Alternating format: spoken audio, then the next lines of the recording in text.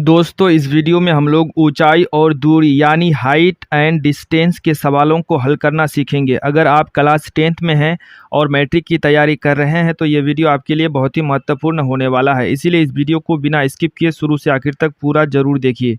तो चलिए बिना किसी देरी के इस वीडियो को शुरू करते हैं। जैसे कि यहाँ पर क्वेश्चन है, मीनार के आधार से और एक सरल रेखा में 4 मीटर और 9 मीटर की दूरी पर स्थित दो बिंदुओं से मीनार के शिखर के उन्नयन कोण पूरक कोण हैं। सिद्ध कीजिए कि मीनार की ऊंचाई 6 मीटर है। तो इस क्वेश्चन को सिद्ध करने से पहले हम लोगों को यहाँ पर समझना है कि पूरक कोण क्या होता है। तो पूरक कोण का मतलब होता है जब दो कोणों का योग 90 डिग्री हो जाए तो दोनों कोण को एक दूसरे का पूरक कोण कहते हैं। जैसे कि 30 डिग्री का पूरक कोण होता है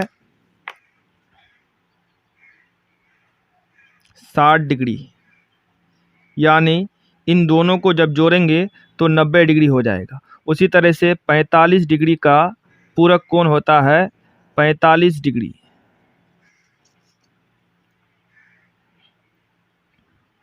70 डिग्री का पूरक कोण होता है 20 डिग्री। अब उसी तरह से अगर मान लेते हैं कोई कोण अगर थीटा है तो इसका पूरक कोण क्या होगा, तो इसका पूरक कोण हो जाएगा 90 डिग्री माइनस थीटा, यानी इन दोनों को अगर जोड़ेंगे हम लोग तो 90 डिग्री हो जाएगा। जैसे कि theta plus 90 degree minus theta, plus theta और माइनस थीटा कट जाएगा, बचेगा सिर्फ 90 डिग्री। यानी थीटा का पूरक कोण होता है 90 डिग्री माइनस थीटा। तो चलिए दोस्तों अब इस क्वेश्चन को हम लोग बनाना सीखते हैं।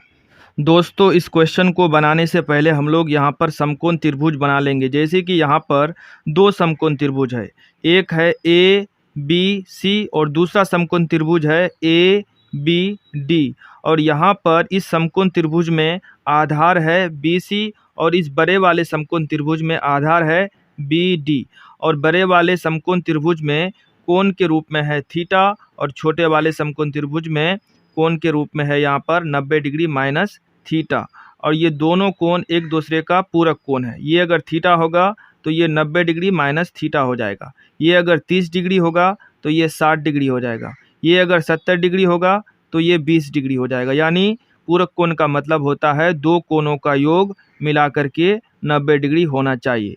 तो दोस्तों यहाँ पर हम लोगों को सिद्ध करना है कि मीनार की ऊंचाई यानी ए बी की ऊंचाई 6 मीटर सिद्ध करना है। तो सबसे पहले यहाँ पर हम लोगों को देखना होगा कि बी सी जो है ये है आधार, इस त्रिभुज के लिए ये होगा आधार, और ए बी जो है ये लंब है। तो लंब और आधार 10 में होता है, यानी 10 थीटा बराबर होता है P बटे बी। तो सबसे पहले यहाँ पर हम लोग लिखेंगे समकोण त्रिभुज ए बी सी में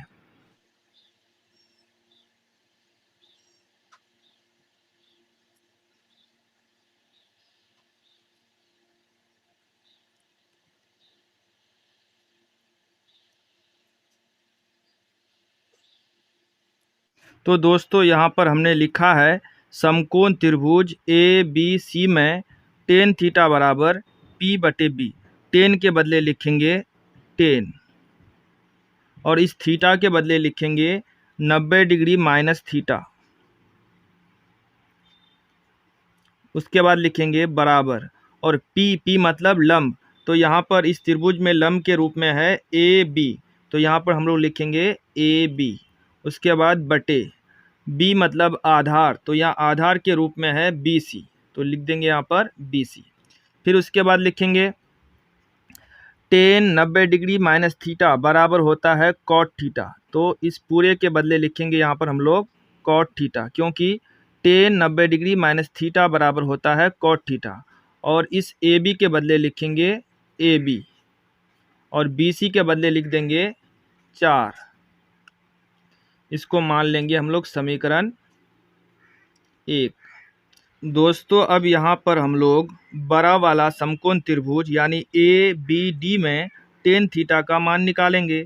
तो सबसे पहले यहाँ पर हम लोग लिखेंगे अब समकोण त्रिभुज ए बी डी में, तो यहाँ पर लिखेंगे वही 10 थीटा बराबर P बटे B, टेन थीटा बराबर P बटे B होता है। अब यहाँ पर फिर लिखेंगे टेन और इस थीटा के बदले वही लिखेंगे थीटा। अब P के बदले लिखेंगे P मतलब लंब, तो लंब है यहाँ पर AB और आधार के रूप में है यहाँ पर बड़ा वाला समकोण त्रिभुज में ABD में है, ABD में आधार के रूप में है BD, यानी BD हम लोग यहाँ पर उतार लेंगे। अब फिर आगे लिखेंगे टेन थीटा बराबर AB के बदले लिखेंगे AB और इस BD के बदले लिखेंगे 9। इसको मान लेंगे समीकरण 2। अब यहाँ पर नीचे लिखेंगे समीकरण 1 तथा 2 से। तो दोस्तों अब यहाँ पर समीकरण 1 और 2 में ध्यान दीजिए, जैसे कि यहाँ पर समीकरण 1 में है cot थीटा बराबर AB बटे 4 और समीकरण 2 में है टेन थीटा बराबर AB बटे 9। तो यहाँ पर इस समीकरण में दो साइड है, इसको हम लोग बोलेंगे LHS और इसको बोलेंगे RHS। उसी तरह से समीकरण 2 में भी दो साइड है, इसको हम लोग बोलेंगे LHS, इसको बोलेंगे RHS। तो जब समीकरण 1 और 2 से लिखेंगे तो यहाँ पर हम लोग क्या करेंगे, समीकरण 1 का LHS को समीकरण 2 के LHS से गुना कर देंगे, फिर लिखेंगे बराबर का निशान। उसके बाद समीकरण 1 का RHS को समीकरण 2 के RHS से गुना कर देंगे, जैसे कि यहाँ पर हम लोग नीचे लिखेंगे। जैसे कि दोस्तों यहाँ पर हमने लिख लिया है tan theta into cot theta बराबर AB बटे 9 गुना AB बटे 4। तो यहाँ पर सूत्र होता है tan theta into cot theta बराबर 1, यानी टेन थीटा को कॉट थीटा से गुना करेंगे तो हो जाएगा 1। उसके बाद फिर बराबर का चिन्ह देंगे और AB को AB के साथ गुना करेंगे तो हो जाएगा AB का स्क्वायर। अब नीचे में गुना करेंगे 9 गुना 4, तो 9 चौके होता है 36, तो यहाँ पर लिख देंगे हम लोग 36। अब यहाँ पर 1 के नीचे कुछ नहीं है तो इसका मतलब है 1 को AB स्क्वायर के साथ गुना करेंगे तो हो जाएगा यहाँ पर AB का स्क्वायर, और फिर इस 1 को 36 के साथ गुना करेंगे तो हो जाएगा 1 गुना 36 यानी 36 हो जाएगा। फिर आगे लिखेंगे अब ये स्क्वायर बराबर के इस पार आएगा तो स्क्वायर रूट में चेंज हो जाएगा, यानी हो जाएगा स्क्वायर रूट 36 और इधर बचेगा सिर्फ AB, यानी AB बराबर हो जाएगा स्क्वायर रूट 36।